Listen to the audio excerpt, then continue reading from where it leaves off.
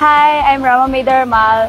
I'm a libero and from Ateneo de Manila. Hello, I'm Michael Rosa from De La Salle University, Manila.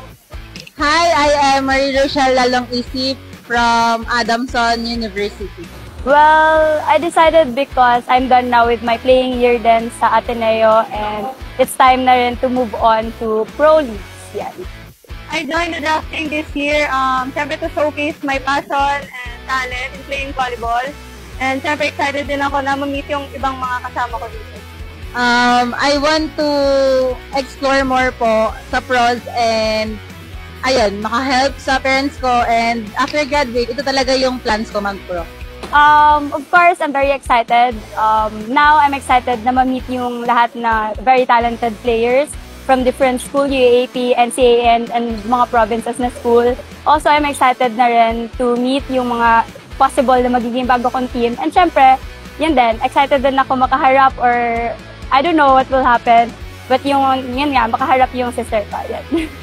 Siguro excited ako makaharap yung mga previous artists ko from Lasal din, sila Ate Mars, Ate Dolina, and mga previous na naging veterans na rin sila Ate Abby, Ate Mika Reyes, and Ate Madjoy Baron. Excited akong makaharap ulit yung mga teammates ko before, mga nasa Farm Fresh yung iba, and yung mga artists ko rin na mga idols ko. This is Rama May with new and very, siguro I can say, ano ba, kasi rookie year na naman siya eh. So, siguro, a fresh and I can say a SpongeBob. Ganun, na in everything na pupuntahan ko man na team, I'll be a SpongeBob na I'll just, i-embrace lahat ng role na ibibigay sa akin and syempre, embrace lang din lahat na ituturo nila sa akin. So, yun. Hi, I'm Michael Rosa at ako ang inyong susunod na abangan sa PVL season.